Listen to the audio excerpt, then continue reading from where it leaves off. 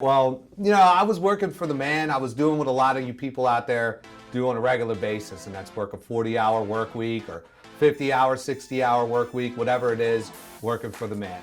Working whatever hours, whatever they want you to do, when they want you to do it, on shifts that aren't even really desirable. I was working second shift, third shift, swing shift, 12-hour swing shifts, and it paid the bills. I was making $50,000 a year. I was getting by, and that's what a lot of people end up getting trapped into, that lifestyle where they feel, okay, I'm starting a family, I'm getting married, I'm buying a house, and I'm making $50,000 a year.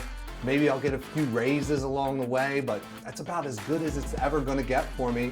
And when you work for the man and you work for people that get promoted because, and I don't wanna sound, bad saying it this way, but I don't really look at it as promotions. I call them blow motions, because it wasn't about what they were actually doing that made them climb the corporate ladder. It was who they were blowing or whose egos they were stroking.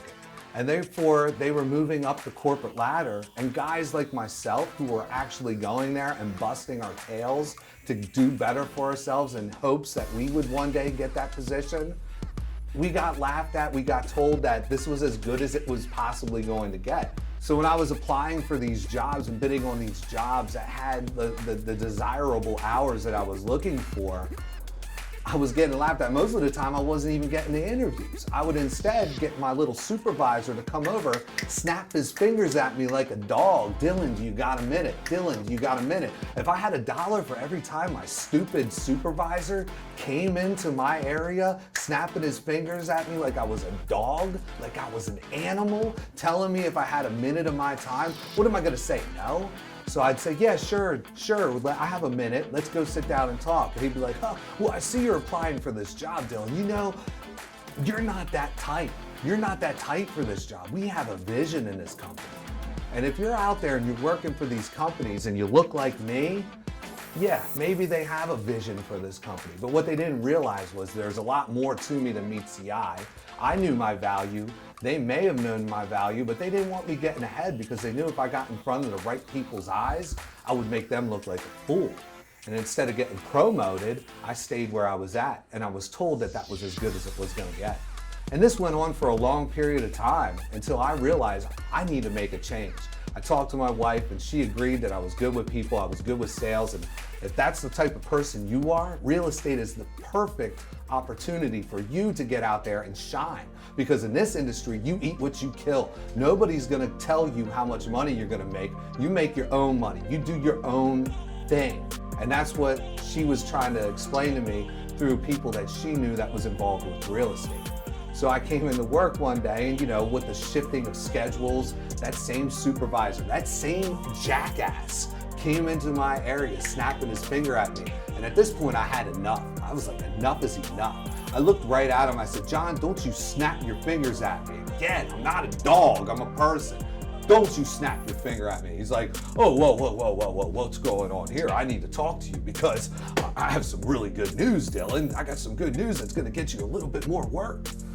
But it's gonna require that you're gonna have to work mandatory weekends. And then he kind of thought it was fun. He was actually enjoying breaking this horrible news to me. He was enjoying that he was gonna make me suffer some more. But he didn't know that I had a plan in the back of my head. So I heard him out. He looked over there, let's just pretend that this is a calendar. Broke out his little pen. He's like, now the holidays are coming up, Dylan. So, we got a little bit of time. This is November. I just figured I'd get you some time so you can adjust your schedule because we'll let you go through Christmas. Christmas is a good time with the family. We'll let you go through New Year's too because you're probably gonna want to celebrate. I see you with all your tattoos. You probably want to hang out with all your tattooed friends, right?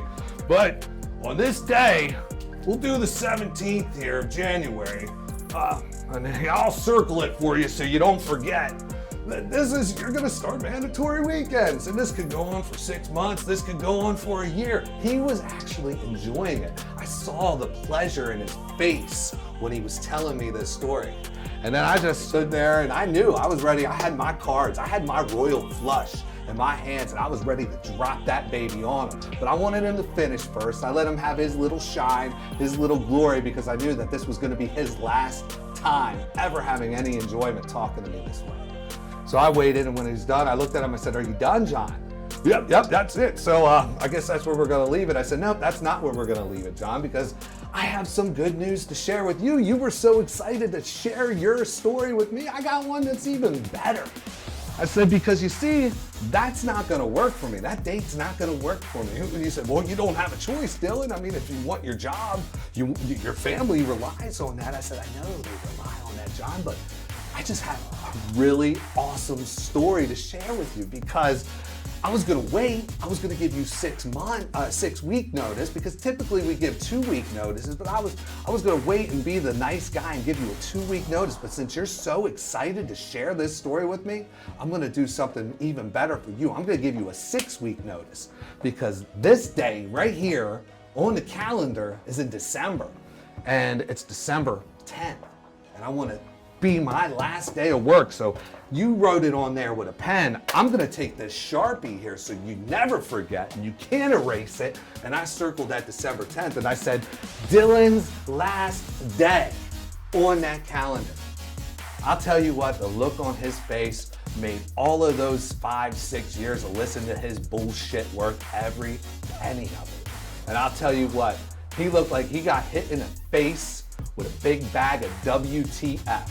If you're out there and you're watching these Work That Deal programs and all these videos, and you're thinking about changing careers because you're in a situation like that, do yourself a favor, start taking the steps, follow the courses, join Future Deal Leaders of America, and listen to the stories that we share and see the awesome things that you can accomplish on your own and be the best you can be. So when you're ready to make these changes and shift gears in life, you can look in your asshole boss's face and tell him you're done.